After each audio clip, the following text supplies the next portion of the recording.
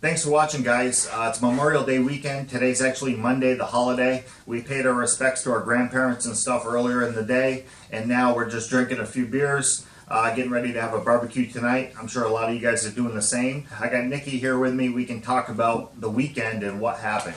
So for those of you that don't know, in the Northeast, we were granted the ability to use the Army Reserve or the National Guard's training facility for their long-range shooting, which is pretty awesome of them. I want to give a big shout out to Eric Willis, who's part of the National Guard, and also Nick Ioka. Most of you know him as Next Zip Code. They put in a lot of hard work behind the scenes to get us the ability to use that range, asking the government to allow a bunch of strange citizens to come out and shoot guns on their property.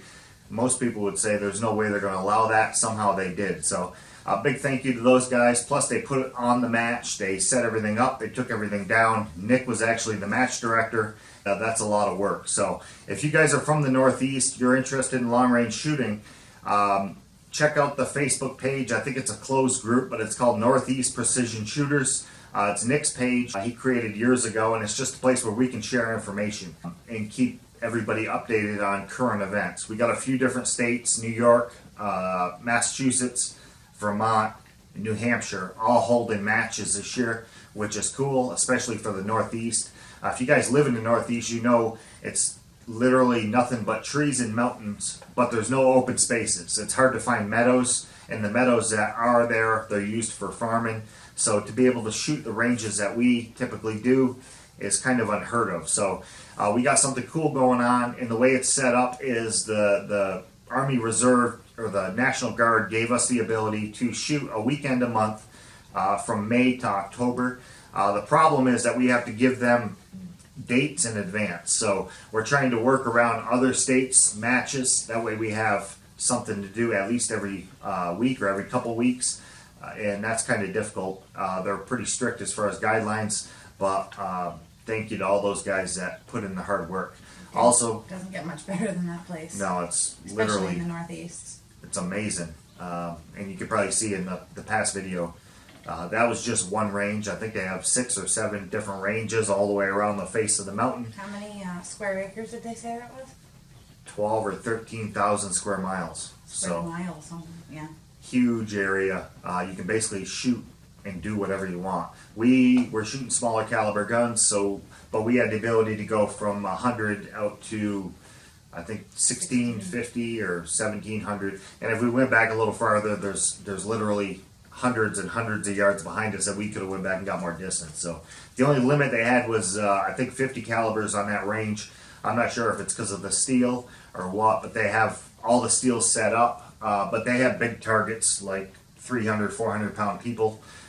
We're shooting smaller, like 7 by 12 inch targets. So a company called Warrior Industries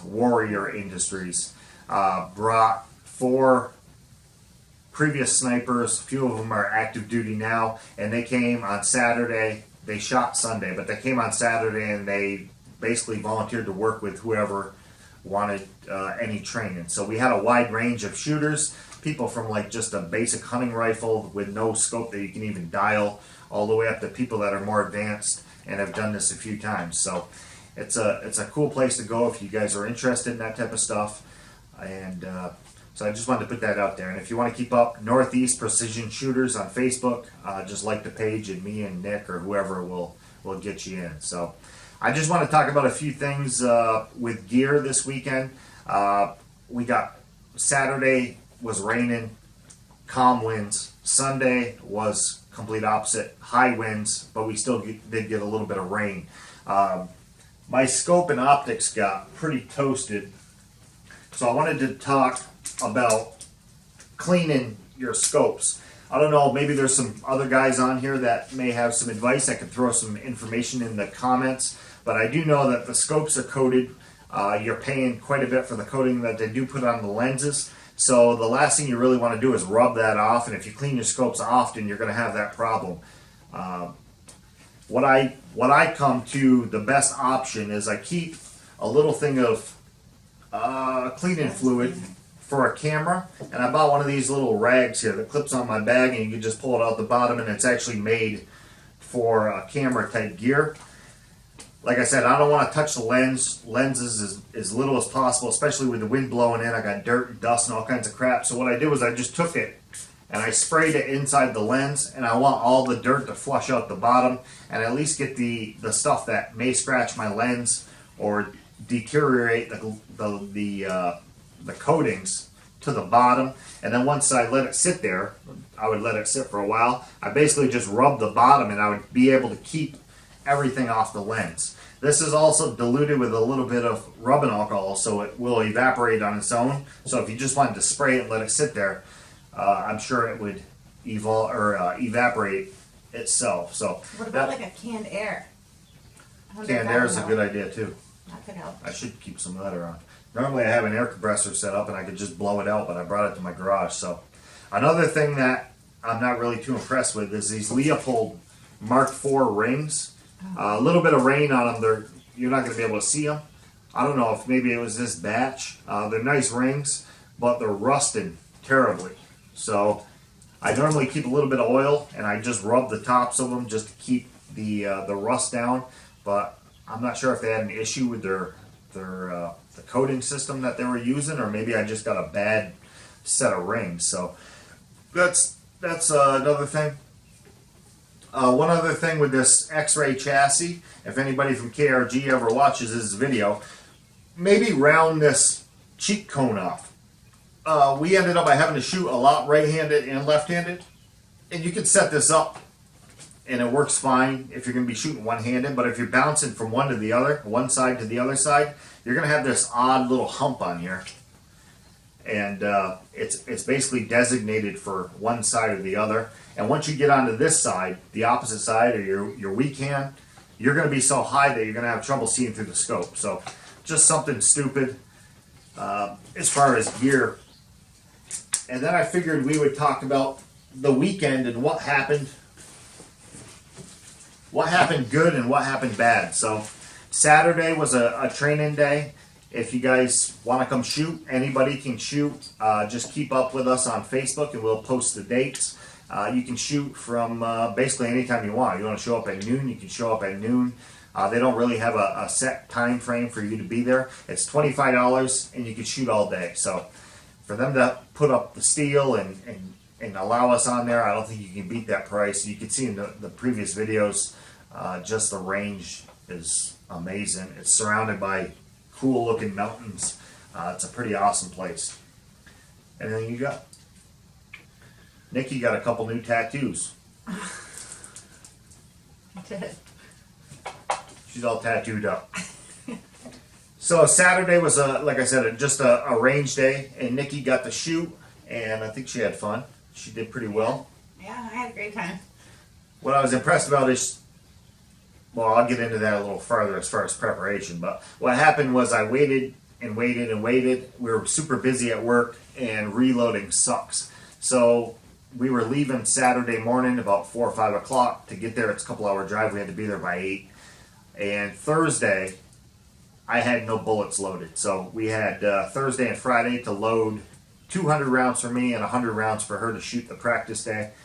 And I ended up by loading 100 in a hurry and forgot to prime them like a dummy. So I ended up by having to dump them all out and reloading another 100. So it makes sense to take your time and do things right.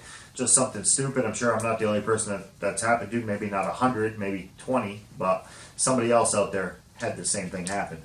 So Nikki loaded her own bullets. She shot and did everything herself. I helped her a little bit with the wind, and we had the gun set up on a Kestrel, so I was just reading the holds and mills for her to dial, but everything else she did herself, and that was pretty impressive. So next time I'm not going to say anything, and she's going to have to do it all herself, and I think she can figure it out. Just show me how to use that Kestrel, and I could probably figure most of it out. She's got to control the rifle so she can spot her hits and misses, which is difficult to do. I have problems myself. And I think I need a gun that's specifically set up for me. Yeah. Because I'm always adjusting myself to the rifle rather than the rifle to me, because it's set up for you, more for you. Yeah, you got to set up your rifle and scope and everything for yourself. Luckily, a lot of the rifles now have adjustability, so you can move them in and out and move your cheek piece. But as far as setting up the scope and getting a good sight picture, the gun has to be set up for you. And also controlling the recoil, you got to have your shoulders squared up. That way, the gun has nowhere to go except bounce off your shoulder, and then it kind of falls back into place when you load the bipod. So if I'm adjusting to get a clear sight picture, I can't get square behind the rifle. Yeah. That must be a lot of why. So that's probably part of the reason why she has trouble controlling the recoil. I put the silencer on when she shoots. I think the silencer knocks down quite a bit of the recoil itself. Plus it's, it doesn't scare you. It doesn't do anything as far as loud noise. And then I put that little APA little bastard brake on the gun that I shoot in the matches. Is that really what it's called? Yeah. That's great. They got a fat bastard and a little bastard. But the muzzle brake did help me quite a bit as far as controlling the recoil. I have trouble once I get off the ground, like on a barricade, and that's kind of what takes the experience and time behind the rifle to be able to control all that. Bags help, but technique is basically everything. A lot of guys shoot with nothing. They just put the gun on the barricade and they're professionals. So time, experience will hopefully help that out. So Preparing for each stage is what we were talking about too. Making sure that you had all your stuff, had everything ready before you got up to shoot. yeah, I wrote a little thing out here. Some important stuff. I think it's probably the most important thing you could possibly do. And if you talk to any pros or just somebody that likes to shoot like me, they're all going to give you the same information. So I just wrote down a few things. You can add a bunch to this if you want, but I put like a pre-match checklist. So before you leave your house and you're heading to a match, maybe out of state or a couple hour drive, make sure you got the right stuff. Bring more than you need. You don't have to carry everything with you, but just leave it in your vehicle. Rain gear, extra batteries, maybe for your cell phone if you're using that as a PDA or like a ballistic computer or a Kestrel. I had 0% battery on my Kestrel the last day and I had no batteries. So that's pretty important. Bug spray, not that bugs were bad there because the wind was so bad they wouldn't have a chance. The first day they were. And Saturday the winds were calm. We did have a lot of black flies and mosquitoes. Bring the proper amount of ammo. Make sure your rifle is zeroed and you got accurate data. Most of the matches you go to, they're not going to let you zero. These guys up here are a little bit more relaxed. It was the first match we ever shot. Zero your rifle and data. And then I put together a few other little things that I think are probably the most important. Have a pre-stage checklist and a post-stage checklist. If this happened to me during the match, my problem is I bring a camera with me so I can get some video so you guys can watch it. Not only do I got to bring my gear and do everything that I need to do as far as shooting in the match, but I also bring the camera and I try to set things up. I try to bring somebody with me to help me out with that, but sometimes it doesn't help. Nikki doesn't like the rain, so she wasn't going to sit outside during it, but she did good. So, pre-stage checklist, simple things. Make sure your scope caps are up. Have your yardage dialed before you get up to the stage. Because the minute you get on the clock, you're going to forget about everything that you should be doing until you get on the gun and you try to do something. You're going to realize, oh, Jesus, my scope caps are closed. It's going to cost you a few seconds to get that situated. You don't really have a whole lot of time. So if you follow this, and I'm not really one to talk because I still screw this stuff up myself, but The amount of bullets you need for the round, for the stage. yeah, that happened to me. I'll get into that in a minute. Scope caps, your yardage dialed. Make sure your parallax is adjusted. If you're shooting two different targets at two different distances, maybe split the difference. You say you got one at 300, one at 650 or 700. If you put it right in the middle at 500, you should be good to go. Just little things that you'll watch. If you guys watch videos and you watch like pro shooters, they look like they're in slow motion, but they're actually going fast. They minimize movement to get the most done in the shortest amount of time. It's kind of like a guy shooting pistols, and you're like, wow, that guy's pretty good. He basically minimizes all of his movement to get the gun out of the holster and on target, sight on target, and to pull the trigger. That's what increases your time limit, or your get you better times, and that's what makes professionals professionals. So Just not fiddling around with everything. magazines loaded. This is one that happened to me. We had a stage where we had to shoot from one set of tires with 5 rounds, drop your magazine, move to another set of targets, put a new 5-round magazine in, and shoot 5 more rounds. Most guys just loaded a 10-round magazine, and then they were allowed to drop the mag and bring it over to the next stage, then insert it. I thought I would be creative and put 5 in one magazine, put 5 in another. The problem is somebody came out to me and started talking, and I forgot to load my second 5-round magazine. So I shot 5 rounds, dropped my magazine, ran over, put my magazine in, run the bolt. I was like, man, that thing's smooth. And it never picked up a round. I looked inside, and I forgot to load my second magazine. So, dumb things you pick up. And while I'm talking about that, a lot of people keep a logbook for things that they do properly, which you should do. Keep track of all your hits and misses and your velocities and whatever else. I keep a book for all the dumb stuff I do. I don't know if you can read it, but it says dumbass book. So everything I do dumb, I put it in this book, and hopefully I can look back on it and change what I've done. I got all the way back to 2015. But like I was saying before, even if you don't go back and look at that after right away, just writing it down helps you remember it. Gets it out of your head and onto paper, so it actually helps you remember in the long run. So just something stupid to you can look at on your way to the shoot. If you're flying or if you're driving, maybe a passenger, you can look at your book and make sure you don't do the same dumb thing twice. Get a good idea for the wind direction. Even if you're not a super experienced shooter that can judge wind within a mile or two, at least get the direction. So if the wind's blowing from the right to the left, it doesn't make any sense to hold dead center of the target if you're shooting 700 yards.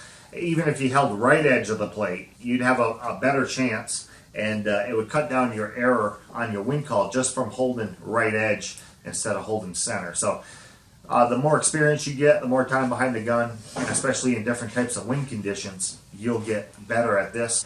The best thing I compare it to is golf. You'll see a 70-year-old guy who golfs amazing. It doesn't take a whole lot of muscle. It doesn't take strength. It doesn't take youth. It's all technique. It's all a swing, and he's been doing it for a while. That's similar when it comes to this type of stuff. Literally getting into position and having a steady, comfortable spot is the name of the game. Mm-hmm. Huh? Yeah. Basically, know what you're going to do before you get to the stage and stick with it. Don't change it. A lot of guys will jump out ahead. They'll shoot, say, stage 5, and they're done. You'll see the experienced shooters, they go over to stage 6 and they watch the people ahead of them and see what works and what doesn't. They'll probably still go there with a mindset or a plan on what they're going to do, but they get a good range of ideas. If something fails, they can jump to another position real quick. That will probably work out good for them. So make sure that you have the right equipment with you, like you were talking about the game changer bag, and using the game changer bag when in reality you might not have needed it. Yeah. Like off the barrels. There was basically a barrel sitting in the middle of a tire, and you had to shoot 2 off the left side of the tire, 1 off the top of the barrel, and then get down on the other side and shoot 2 strong side, and then you switch over to weak side. You're going to do 2, 1, 2 again. I'm trying to think ahead, think about what I could do or what I couldn't do to give myself an advantage. I know that lower levels, I'm going to be more stable, and if I can get into a prone position or close to a prone position, I'm going to be way better off. A lot of guys didn't use anything up front. They just had their bipod, and it was kind of wobbly. So I thought if I brought maybe a game changer bag and then brought a big poof pillow or a wee bag pillow and used that behind me, that I would basically be able to get the proper height in the front and the rear to be prone. So I put the game changer bag up on the tire, I got behind the gun, and then I was way too high. So I couldn't go any lower. So I basically carried this game changer bag around with me. I couldn't get the right, I made a few hits, but that was something. So then Just- did you run out of time or? Yeah. Yeah. It was a 10 shot stage, and I think I got 6 or 7 shots off. They were hits, but I couldn't get through the whole stage because I brought so many bags with me that it was slowing me down. So, once again, experience. The only way you're going to get experience is by doing it, and I can talk about it, but I still make errors myself. The people that are really good, they're flawless. Also, a post-stage checklist. So things to do after the stage. What do you mean by that? Well, you have a pre-stage checklist where you're going to set your scope up and make sure your caps are Oh, flipped, so you mean get it back to like? make sure your magazine's loaded, and then post-stage, chamber flag, safety, magazine out. I put my magazine in my pocket or a holder. Close scope caps. Make sure you dial back down to 0 because Guys had a place to put their brass. yeah. So Brass bag, anything like that. Drop the magazine, dial back to 0, put your chamber flag in, and then what I do is I load my magazine once I leave the stage or the prop. Then I go to my bag where I carry my bullets and I load the magazine and I keep it in my pocket just to try to minimize any errors as far as getting to a stage and not having the proper bullets. And then like I said, write down as much as possible. I try to keep track of everything I do as far as stages, and it's just good to keep. I try to keep everything logged, not only just ballistic data. I got a mosquito in here. Not only just ballistic data, what your bullet's doing, but also how the stage went. I try to keep track of hits, just so I can look at it over time and see if I improve. And it gives me the ability to know what I'm good at and what I need to work at.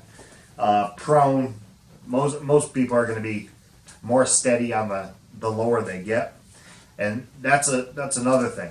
Make sure your reloads are done perfectly. Take your time.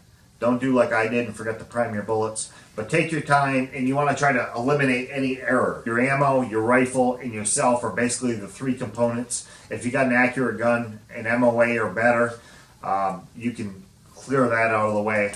And then your ammo, if you're kind of new to reloading, take your time, make sure you do things right. Because if you don't, and you may have inconsistent velocities or like a big swing of velocities, once you get into a match or shoot in something like this, 90% of the time you're going to be off the ground, and your gun's going to be a little bit wobbly. Even if you got the best position, you're still going to be, your gun's going to be moving around. So if you're hitting high, you're not going to be able to tell if maybe you put inaccurate powder into the bullet, or maybe it's just you. They don't really give you the chance to get prone to be able to see if the ammo is the issue. So make sure all that stuff's squared away before you get there. Because then right off the bat, you can't figure out if it's you or the ammo, and Yeah. you're worried about both of them instead of just being worried about what you're doing. Yeah, that's happened to me before. That was that last year was like that a lot. I wasn't sure if my scope was zeroed, and then I had it for like a week. And normally I go out the day before a match just to double check, and I didn't have time to do it, so I had it zeroed. We went to the range that weekend, and then the following weekend we were going to go to a match in Massachusetts. So I got there, and every stage we shot off different props, and I couldn't tell if it was me or the gun, but I couldn't hit anything. So eventually, like stage 8 or 9, we had to shoot little flies off a piece of paper or whatever they were, little tiny targets. And I could actually see that I was half a mil high the whole day. So Wasn't that when my dad knocked your gun over too? yeah, those are 22s though. Oh. But it ruins your day. So it's super important to make sure that your scope is zeroed ahead of time, and if you have a chance to get out the day before, because like I said, most of these matches, they're not going to let you zero that morning. They expect you to come prepared, and once you get off the ground, that scope and reticle is going to move around, and you could be left, you could be right, you could be high or low, and you're never going to know. You're going to second guess yourself and think that it's you when really the scope is off from the get-go. So make sure you got a good 0. Well, anything? What else did we talk about? I don't know. I think that's about all I got written. Write down as much as possible. Keep records. Blah blah blah. So I don't know. I think that's about it for me. I'm getting hungry. We're gonna go outside and do a little barbecuing. I just want to give you guys a quick update on the weekend. And Nikki did good. I think I finished, I don't know, 6th or 7th, which isn't hot. Pretty good, though. Still Well, better than last year. Still tough an wind. improvement. Tough wind, and carrying the camera gear around really slows me down and kind of takes. Yeah, You it need- wasn't much help. I'm sorry. Yeah, she sat in the car all day because it was raining. No, it wasn't. No, it wasn't. It was because I was hungover. You need like 100% of your brain, and you need to be 100% concentrated on that event. And if you only got 60% concentrated on the event, 40% concentrated on something else, it's going to cost you a lot of points and a lot of speed. So I expect it. I'm not. I like doing videos, and I hope you guys like watching. But I can't do everything myself, so I try my best. And it costs me a little bit when it comes to these matches, but I don't mind. So that's about it. Happy Memorial Day to you guys. Have a good night. Thanks for watching.